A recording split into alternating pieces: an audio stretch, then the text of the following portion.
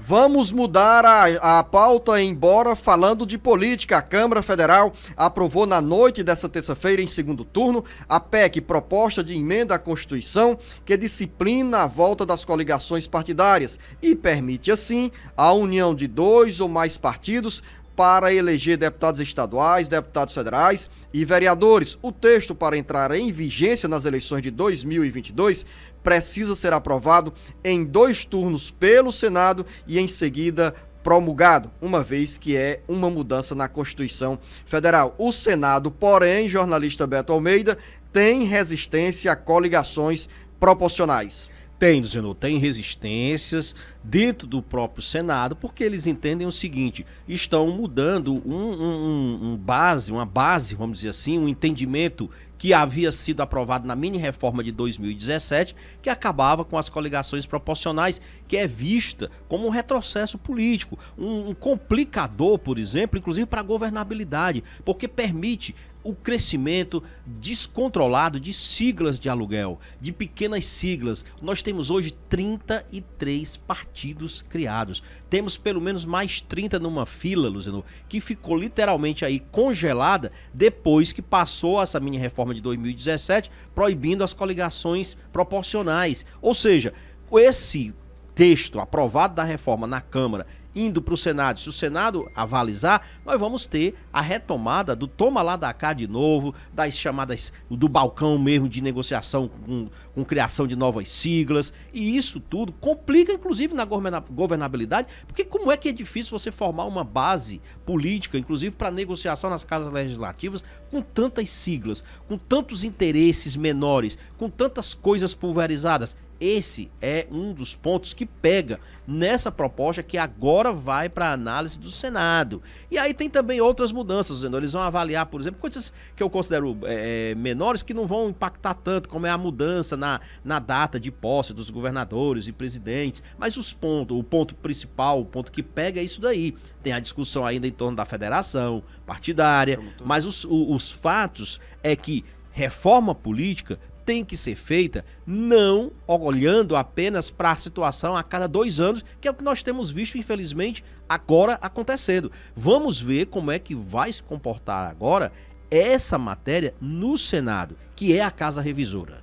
Tem um ponto dessa reforma eleitoral, Beto, que nós já citamos aqui, que é o texto muda ainda os critérios para a apresentação de projetos de iniciativa popular, que são aqueles oriundos da sociedade civil por meio de apoio com a coleta de assinaturas. Atualmente, a Constituição permite a apresentação desse tipo de projeto quando a proposta for apoiada por no mínimo 1% do eleitorado nacional, distribuído pelo menos por 5 estados. Com a PEC, que foi aprovada na noite dessa terça-feira, essa iniciativa popular passa a depender apenas do apoio de 100 mil eleitores, independente da distribuição pelos estados e podendo ser de forma eletrônica. Talvez seja esse um dos principais pontos e mais importantes para você, eleitora, para você, eleitor, para você, cidadã, para você, cidadão.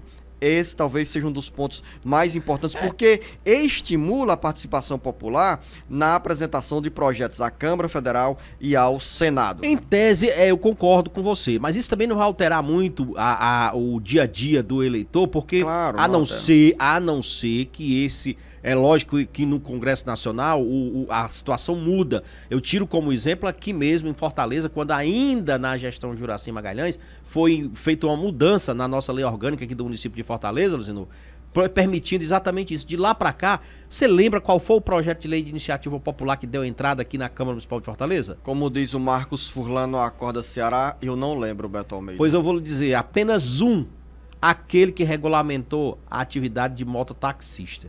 De lá para cá, não teve mais nenhum outro. Mas isso aí vai em função do nível de consciência política do eleitor. É claro que no Congresso Nacional essa situação é outra. Eu falei também na questão da posse dos presidentes, dos governadores, que você lembra, né, Luciano, que a gente aqui sabe que quando muda o governo e o presidente, todo mundo com cara de sono no dia 1º de janeiro para esta posse é todo mundo de óculos escuros e não é à toa. Pelo menos nisso eles estão mudando.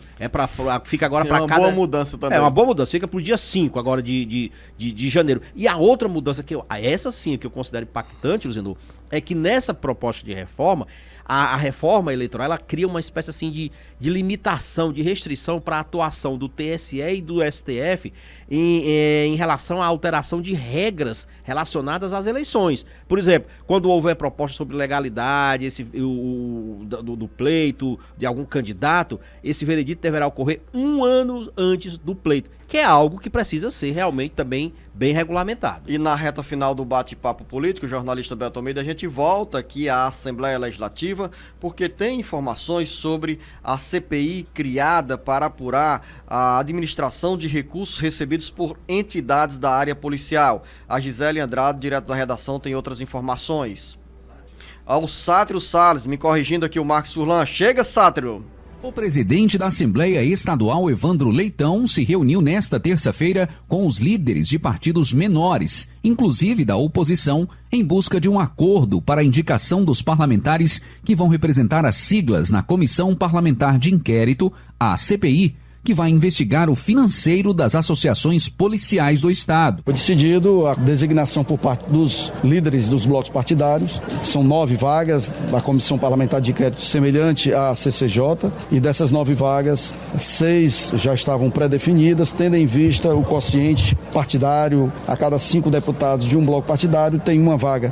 Nós recepcionarmos esses nomes que serão enviados dos blocos, se instala a CPI com a eleição do presidente, do vice e da relatoria. Aí começa a correr os prazos a partir da instalação da CPI, que será na terça ou quarta-feira da próxima semana. A CPI é formada por 9 titulares e 9 suplentes, que são acionados para participar do colegiado na ausência dos titulares. Pelo regimento interno da Assembleia, os membros são indicados de acordo com a proporcionalidade, ou seja, o tamanho dos partidos na casa. Neste caso, o bloco formado pelo PDT, Cidadania e DEM, todos da base governista, que possui 15 deputados, tem direito ao maior número de vagas, 3. Depois da indicação dos membros, o processo passa a convocar uma reunião para a escolha do presidente, vice-presidente e relator, que deverá ocorrer na próxima semana. A CPI foi instalada na semana passada, em meio às investigações no Ministério Público Estadual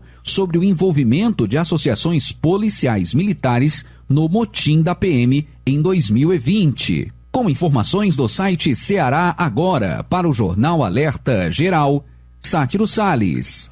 Bom, Luciano, essa CPI do motim, ela tem 9 integrantes, né? 9 titulares e 9 suplentes. Mas vamos nos concentrar aqui nos titulares. O governo tem o controle aí de 8 das vagas pelo tamanho da proporcionalidade das bancadas, né? A oposição chiou, o delegado Cavalcante disse que reconhecia a questão da proporcionalidade, mas ele ficou na suplência. O soldado Noélio do PROS é que vai ser o único membro, até agora inclusive já indicado, da oposição.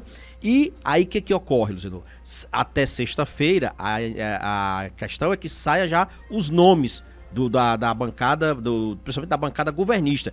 E na semana que vem, finalmente seja definido quem será o presidente da CPI, o vice-presidente e o relator, que são os cargos mais importantes. E você percebe claramente o cuidado que o governo, que aliás que a Assembleia Legislativa está tendo, para fazer a condução, a indicação, os nomes, os prazos, para evitar exatamente questionamentos jurídicos futuros. Esse cuidado é necessário porque sabe que é uma CPI que vai, sim, provocar reações e polêmicas na casa.